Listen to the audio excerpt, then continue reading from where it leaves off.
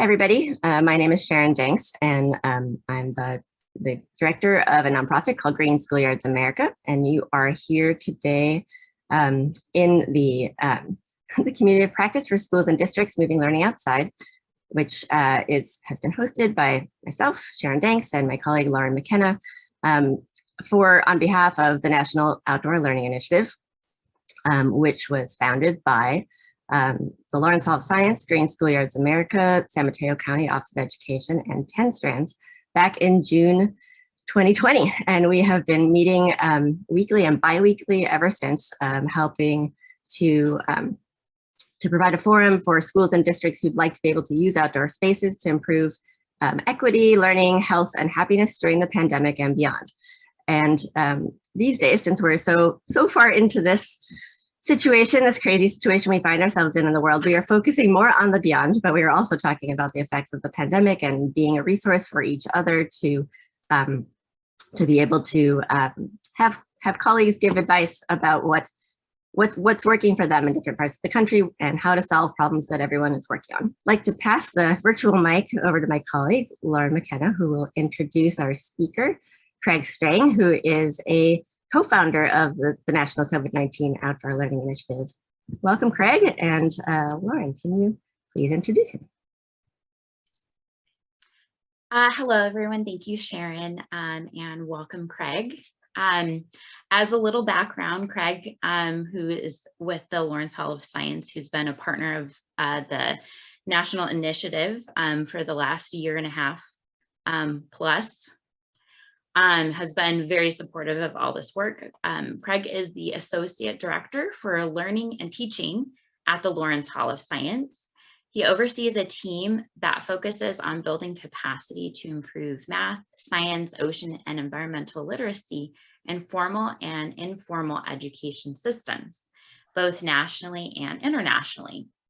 He's worked with the Lawrence Hall of Science since 1991 and considers himself a ocean science and environmental educator. He founded the award-winning Marine Activities, Resources, and Education program. He leads programs that assist school districts to increase their capacity for supporting high-quality science programs, and develops curriculum and instructional materials for outdoor science programs, including residential outdoor science schools. He's played a key role in co-leading the National Ocean Literacy Campaign that has also been influential throughout Europe and Asia. He's the co-chair of the statewide California Environmental Literacy Initiative. And throughout his career, Craig's work has focused on equity, inclusion, and cultural relevance. He designs instructional materials that promote language development among emerging bilingual students. He's currently the principal investigator of the NSF Working Toward Racial Equity project that builds on previous pilot project working toward equitable organizations. And lastly, he's the author of many articles, presentations, instructional materials, and more. Before turning to science education full-time, he did research on elephant seals, humpback whales, and California sea lions, and has led eco tours in East Africa and the Sea of Cortez, as well as the Galapagos. So without further ado, welcome, Craig, and thank you so much for generously sharing of your time and expertise with our community here. Great, thanks so much, Lauren, and thanks to both you and Sharon, not only for inviting me to come today, but for being such an incredible backbone for this extraordinary collective impact effort that's doing great things across the country. And thanks to all of you for joining. I'm going to share a little bit about a study, actually 2 studies that we've done over the last 2 years, trying to understand the impact of COVID-19 on the outdoor learning field, all the provider organizations that lead programs and work with school groups, as well as in the informal sector.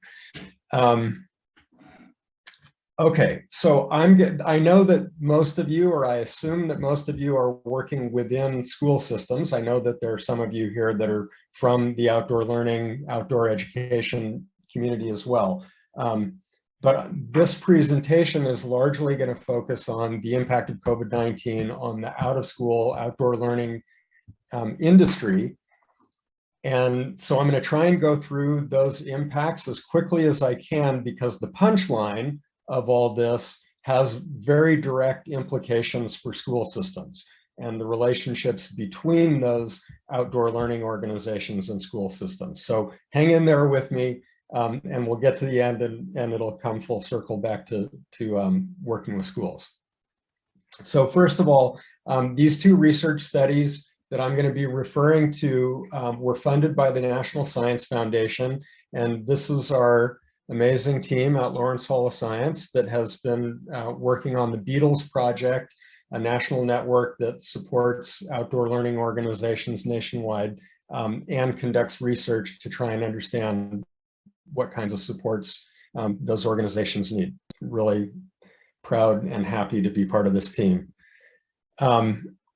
So in April of 2020, just as the pandemic was taking a grip on the country, we started hearing stories from outdoor learning organizations that sounded pretty dire, stories of shutdowns and layoffs and panic, really.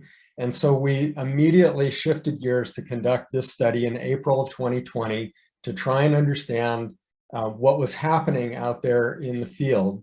And we sent out a survey widely. We didn't have a control group. We sent it out on listservs, so we didn't have any idea how many people were not responding. We didn't know what our sample size was. We just sent out a survey to try and put a toe in the water and try and get a sense of what was happening out there. We got responses from nearly 1,000 organizations in a couple of weeks. And what we heard from those 1,000 organizations is that they told us they predicted that if they had to stay closed until December 31st of 2020, they anticipated losing a total of $600 million in revenue, that they would have to lay off 30,000 talented, trained, exuberant educators who were looking forward to working with kids outdoors, and that over 11 million learners would be missing out on outdoor learning experiences. And that's if they were closed until December 31st of 2020. We know that they were closed much longer than that. Most disturbing, we found out, we asked leaders, what do you think the likelihood is that you're going to be able to reopen? And only about 37% said that if they had to stay closed until December 31st, 2020, they were likely to reopen. So we were thinking in the spring of 2020 that it was very possible that 2/3 of all the organizations in the country that provide these programs might just disappear. So that was not good news. And so we waited a year and went back and conducted a second study to see if those predictions actually would play out, to see what organizations still survived and which ones had closed down, how organizations that were still running had adapted, and what did those organizations need as support going forward from this point onward. So we conducted this second study in April and May of 2021, and this time we did start with a finite group of organizations so that we knew the sample size. We started with 156 organizations that were part of the Beatles network, meaning that they had sent organization leaders to our week-long residential institute. So we knew exactly what percentage of organizations were responding back to us. And we asked them about their financial and staffing losses due to COVID, how they had adapted their programs, the impact specifically on BIPOC communities, both their participants, their audience, and the staff working for them. And we asked them how they were using Beatles resources and what they needed going forward. We got 111 responses, a 71% response rate. So that was incredible. So we are pretty confident that our findings are representative of the field. We still don't know what exactly was happening with the other 40 organizations that didn't respond. We tracked some of them down. Several of them don't exist anymore, but some of them just didn't respond to the survey, and we don't know exactly why. About half of them offer residential programming exclusively. The other half offer about 43% residential, 53% non-residential. So there was a mix there of different kinds of programs, and you can see that these organizations serve a wide range of audiences, but their primary audience is the K-12 school system. They're serving elementary, middle school, and high school kids, and over half of them are providing professional development for teachers in K-12 schools. So note to self there, these are partners of the school systems, right? These are organizations that are players in our formal K-12 education system. So what were the impacts that they faced? First of all, most organizations closed for some period of time, and the ones that had reopened were operating at modified capacity. So here's what that looked like. 63%, 2/3 of all the programs had to close at some point over that year from 2020 to 2021, and 1/3 of them closed for 6 months or more. So 1/3 of the field was shut down for fully a half a year or more. As of last spring, only 12% of all those organizations were, quote, back to normal. About 20% were still completely closed, and about 71% had opened with modified capacity, and modified being a euphemism for decreased. The second finding was that programs experienced shifts in capacity, read declines, in participation and the experience as a result of the pandemic. Many of the shifts resulted in decreases in quantity and quality of the experiences offered. And here's a little bit of what that looks like. These are some of the modifications. This is not surprising. They did all the things that everybody else had to do with masks and social distancing and reducing the number of participants. These outdoor learning organizations, almost 60% of them shifted to hybrid, and 49% of hands-on outdoor learning organizations shifted to be completely online. So they're delivering programs to schools, usually at the request of schools, and delivering programs that they're not expert in delivering, right? Like they were figuring out on the fly, like we all were, how to do online programming, but it was not their strength. They said they reduced hands-on activities, they increased individual work, and they reduced peer discussions. That's how some of the modifications that they made. And as a result of that, 2/3 of all the organization leaders reported that the modifications that they made had a negative effect on the quality of their programming. And so this is, again, there's a little bit of an implication here that they were delivering the only programs that schools were inviting them to deliver. And what they wanted to be doing, or what many organizations wanted to be doing, was coming on site to schools and delivering outdoor programs safely in the outdoors, rather than having kids at home in remote learning. Third finding is that this had a huge impact on the revenue and so the financial health of organizations. In 2020, the organization leaders reported that they suffered a 53% decline in revenue. And while they had predicted a rebound in 2021, their revenues actually lost another 3%. So 2021 was worse financially than 2020 was. And in the initial study, in April of 2020, the 1,000 organizations that responded predicted $600 million in losses. That's about $600,000 per organization. The reality was, when we asked them in April of 2021 what actually happened, the average organization that responded lost $1.4 million in revenue. So their losses were more than double what they predicted in 2020, and then a little bit more than that even in 2021. And that's just to say that these organizations are in a world of hurt, that they're really suffering and hanging on by their fingernails at this point in time. There were significant losses in staffing in these organizations, which is no surprise. The average organization decreased its staff by 38% and another 12% in FTE by reducing hours of people that were not laid off. So the total FTE loss was about 50%, 38 layoffs and 12% more in decreases in time.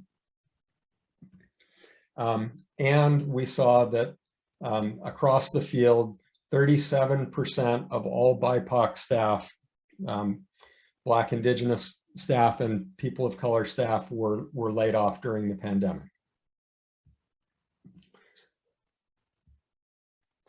On the other side of that coin, organization leaders were resilient and optimistic and predicted that by the end of 2021, this month that just passed us in December, by then, 64% of organizations were anticipating that they were going to start hiring again, and not insignificantly, like an average of 12 or 13 people per organization. So they're planning to remantle, to restaff up and be prepared to deliver larger scale of programming than they had been over the last 2 years.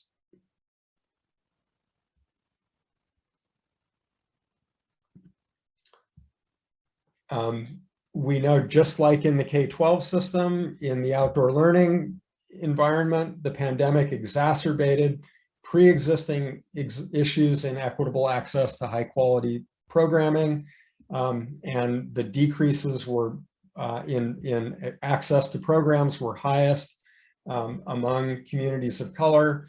41% of all organizations responding said that they had decreased the percentage of their audience that was from communities of color. So 41% said they were serving a smaller percentage of learners of color than they were before the pandemic. 26% of organizations, on the other hand, reported that they had increased the percentage of learners from marginalized communities, but the way that they did that was by going fully online. And so a third of the programs that increased service to communities of color said that, yeah, we increased service, but it was lower quality service. We're only doing online programming, and we know that it's not a high quality learning experience. The sixth thing that we heard, we asked, how long do you think it's going to take you to recover and get back to normal? And organization leaders said they were pretty clear that it was going to take them 2 to 5 years to get back to any semblance of normal in terms of capacity, and that they weren't sure they could survive for 2 to 5 years. So that's a troubling finding, that they're predicting that it'll take longer than they think they can stay alive to get back to normal. We're hoping that the resilience thing will come through again as they're going into those next couple of years. So you can see in that middle column, about 88% of organization leaders think that it'll take them 2 to 3 years to get back to similar quantity and quality of programming as pre-pandemic. Okay, so then finally, here's the important part. We asked these leaders, what do you think you need next going forward? The first #1 priority that we heard most frequently was, we need support addressing equity, inclusion, cultural relevance, and social justice in our programming. That was by far the clearest finding. The second most popular response, the second response that came through the most strongly, is we outdoor learning organizations need help establishing partnerships with school systems. We can't figure out how to reconnect with our school systems so that we can deliver the thing that we're good at, that schools really need to get through this pandemic and address the learning loss and the negative outcomes from the pandemic itself. So here's our kind of recommendations going forward, that both the school system and the outdoor learning communities need a commitment to centering equity first as we address the needs of communities of color that were most impacted by the pandemic, that we need to really design for those most vulnerable kids in our school system. And then second recommendation is that we need to figure out how to support the outdoor learning organizations in establishing partnerships with local education agencies. They're struggling with figuring out how to reconnect and make themselves relevant to school systems. And part of that is that we think there needs to be advocacy efforts from folks like all of us, you and me on this call, to promote the value to school systems of outdoor learning as safe, engaging, effective, and essential forms of learning. So here's kind of, this is a little bit this didn't come out of the research study. This is a little bit of me editorializing. But here's what we're hearing from the outdoor learning organizations that we're in contact with. The challenges there, when they say we need help establishing partnerships with schools, we're hearing things like the school system doesn't think we're really that important. We think that schools perceive us as being nice to have, not need to have, that we're way down the list of priorities. The schools think of us as vendors of programs, like they have in the past bought programs and we have delivered them.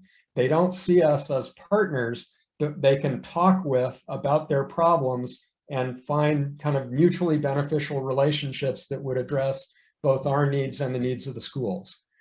And the third thing that we hear a lot is, like, for many organizations, I don't even know who to talk to. I can't get anybody to answer the phone. Like, do I talk to a teacher? Do I talk to a principal? Is it a coordinator in the district? Like, I don't even know, like, how to reach out and make a connection to a thing called a school district that I don't even really understand. And the fourth thing that we're hearing is, like, we are in trouble here. We're hanging on by our fingernails, and we can't really wait a lot longer for the schools to get back to, quote, normal and want to buy our programs again. Like, we won't be around if we wait another 2 or 3 years for everything to get back to normal. If we don't start delivering programs now, we may disappear. If you stop doing the podcast. And then that's the challenges. The assets are, and this is the preaching to the choir part. I don't need to tell you that outdoor learning is just what the doctor ordered thing that we hear from every physician and every educational research, all the kinds of doctors, that outdoor learning improves health, social emotional learning, and academic learning as well. These organizations are mission driven. They're highly motivated to do a good thing and to make a contribution to kids and learning. And they bring with them access to private funding, that these organizations have access to philanthropy. And if they can claim a partnership with a school, they're likely to be able to raise money or partner with the schools to raise money. Okay, so that's kind of the end there. And I'm sort of most interested in your reactions to that last couple of slides about the kind of desperation that organizations are feeling about not being able to connect with school districts. I'm happy to answer any questions you have, but eager to hear your responses or thoughts about that. I have a comment. So I work with mostly public K-12 schools in California. I used to work in private internationally, and it seems like there's a perception that this is something that's really mostly done in private schools or charter schools, and they're saying the same thing you're saying, but in the reverse direction. They don't know that there are partners out there and how to connect, and it's nice to have, but not necessary. So nothing ever happens. And then of course, all the other excuses related to facilities, like it's easier to maintain asphalt than, plants. So there's a lot of obstacles like that. And then also just a lot of them are thinking of it as outdoors is for play, not outdoors is for learning, like a very binary view of what that is, that not understanding that the outdoor space can be used for curriculum, it can be used for learning, it's not, or learning through play, right? Yeah, thanks. So that connection, I didn't know this whole side of what you're talking about, of businesses that are offering this service to partner with schools. So I'm on the other end where I didn't know how to help my clients connect with them. So that would be great for me to learn how to help make these connections. Yeah, I think there's a real role for partnership brokers, for liaison type people that can connect people together, that can speak the language of both the outdoor learning organizations and the school systems and standards and assessments and that whole world. Becca, you have a question? I see your hand. Yeah, I was just going to say that was really helpful to hear, and really interesting to see the follow-up. I saw that initial thing you put out, and it was disturbing data, and it's interesting to sort of see where we're at right now. I worked previously for an organization. I worked for our school district in partnership with an organization that was trying to, basically a liaison role, the one you just described, trying to bring, work with teachers and with administrators on bringing outdoor learning, nature-based learning to them. And one of the big things we discovered, and this was way before COVID when we first started, that I think was a pretty big game changer in school collaboration, was the notion of inside out versus outside in design. And what I mean by that is a lot of outdoor ed organizations and environmental ed organizations and outdoor learning organizations, science organizations, et cetera, do incredible programming, but they just come and they sort of like insert their program and then they leave. And that can be an incredibly powerful experience for kids. However, from a teacher standpoint and a pedagogical design standpoint, and from a school-centric standpoint, that can be incredibly disruptive and difficult to sort of manage around if you're not incredibly skilled at how to like fuse your work together with what just got brought in for that special day. And so we actually pivoted that relationship completely. And we had teachers say, this is what I'm working on. Can you work with me? We'll take a local nonprofit. Can you work with me on designing curriculum that helps me meet my goals? And we went a step further to try to like build in a sustainability piece where that teacher would then be empowered with the materials and the lesson plans that they could deliver it potentially on their own in the future, which doesn't help with the viability for the long term for the environmental ed organization, but does help with the viability of that for the school district, because school districts also don't have a lot of money. So I think that though the main thing I would emphasize there is that like design shifting and the principle of like, we offer this presentation, we offer this program, we offer this program, but instead saying, what are you working on? How can we design to the thing you're working on and help you advance your achievement of standards and keep you on your agenda and be part of your like seamless part of your curriculum and really co-designing that work. So I think that inside out versus outside in is a really big deal. And those like canned, I don't want to say, I'm not trying to like denigrate the quality of the programming that all of environmental agencies offer. There's a ton of great stuff out there, but what I would say is like off the shelf or like amazing programs, they just like, without that co-design feature, they just are always going to have that separation of continuity in the way that curriculum works. And it's hard as a teacher in a school to have it just be this like blip that's like takes kids out of their sort of rhythm and other things. So I think thinking about how you can co-design with teachers and really work toward their goals to empower them is a really helpful thing. Yeah, thank you. I agree. And I see, Jerry, you got your hand up, and Jerry has done just what you're describing, bringing teachers and organizations together to do that kind of planning and work together on units that include field trips and classroom work. And I think that's one level of partnership, of organizations working closely with classroom teachers and partnering on the classroom curriculum. There's another level of organizations partnering at the district level and doing that at scale with many teachers or many schools, and kind of establishing those relationships, you know, at a whole district level. Jerry, you have a question? Yeah, this is obviously a two-sided equation. I guess that's what makes an equation.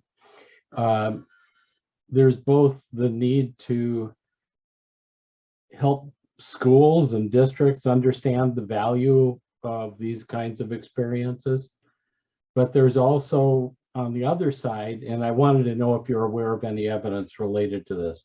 If on the other side, it's important for the non-formal providers to be aware that making the connections like Becca was just talking about is of value to expanding the interest and the opportunities for them to provide programming to districts. Mm-hmm. If that question made sense. Is there any evidence about that you're aware of? I don't know that that there's, I'm not sure what kind of evidence you're asking for, but I think that organizations get a lot of externally provided motivation to evaluate their success based on the numbers of kids that they serve. And they get funded and rewarded by their boards of directors by serving 10% more kids this year or 25% more kids next year, which kind of feeds this cycle of not partnering and not understanding deep relationships.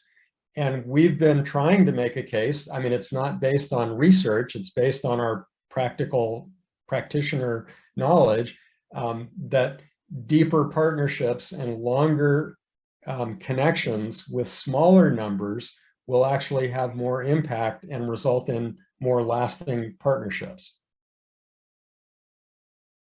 Yeah, I think we all believe that. And the question is, how would I convince a whole new set of non-formals who aren't making, this is really my question. How do we convince a set of non-formals who isn't working toward those strong connections with districts, for example?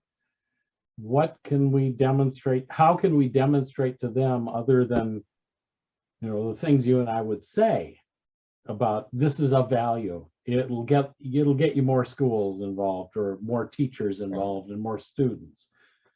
Yeah, I don't have a good answer for that, except that what our data seems to be showing from the study is that organizations that are not able to establish relationships and partnerships with school systems are less likely to exist in the post-pandemic universe, that their sources of revenue will disappear.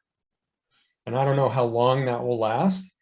And it's certainly not a good thing or a good way to go about the change, but it may be a pragmatic reality.